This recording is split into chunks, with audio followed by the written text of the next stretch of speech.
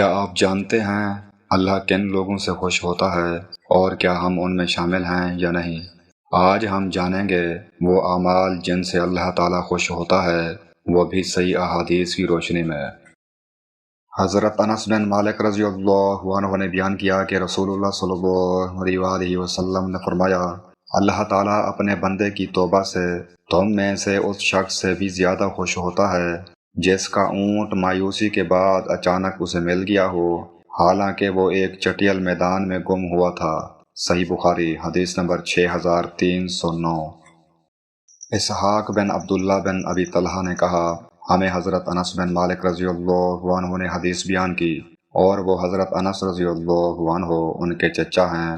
کہا، رسول اللہ صلی اللہ علیہ وآلہ وسلم نے فرمایا، اللہ تعالیٰ اپنے بندے کی توبہ پر جب وہ بندہ اس کی طرف توبہ کرتا ہے، تم میں سے کسی ایسے شخص کی نسبت کہیں زیادہ خوش ہوتا ہے جو ایک بے آب و گیا صحرا میں اپنی سواری پر سفر کر رہا تھا تو وہ اس کے ہاتھ سے نکل کر گم ہو گئی۔ اس کا کھانا اور پانی اسی سواری پر ہے۔ وہ اس کے ملنے سے مایوس ہو گیا تو ایک درخت کے پاس آیا اور اس کے سائے میں لیٹ گیا۔ وہ اپنی سواری ملنے سے نا امید ہو چکا تھا۔ وہ اسی عالم میں ہے کہ اچانک وہ آدمی اس کے پاس ہے۔ وہ اونٹنی اس کے پاس کھڑی ہے۔ اس نے اس کو نکیل کی رسی سے پکڑ لیا، پھر بے پناہ خوشی کی شدت میں کہہ بیٹھا، اے اللہ، تو میرا بندہ ہے اور میں تیرا رب ہوں۔ خوشی کی شدت کی وجہ سے غلطی کر گیا۔ صحیح مسلم حدیث نمبر 6960۔ اللہ ہمیں سزا دینے کے لیے نہیں بلکہ معاف کرنے کے لیے تیار ہے، بس ہم سچی توبہ کریں۔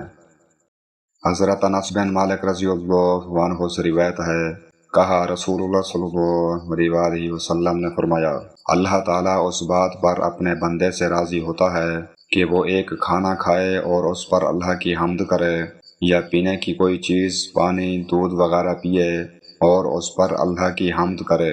صحیح مسلم حدیث نمبر 6932۔ ہم بڑی نعمتوں کا انتظار کرتے ہیں لیکن اللہ چھوٹی نعمت پر بھی خوش ہوتا ہے۔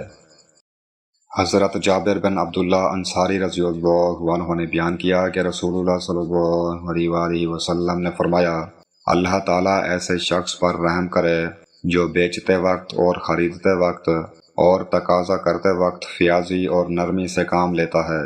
صحیح بخاری حدیث نمبر 2076۔ آج کے زمانے میں سختی عام ہے لیکن اسلام ہمیں نرمی سکھاتا ہے۔ سوچیں، اللہ ہم سے خوش ہے یا ناراض؟ یہی اصل کامیابی ہے۔ آج سے توبہ کریں، شکر ادا کریں اور لوگوں کے ساتھ نرمی کریں۔ اللہ ہمیں اپنا محبوب بندہ بنا دے۔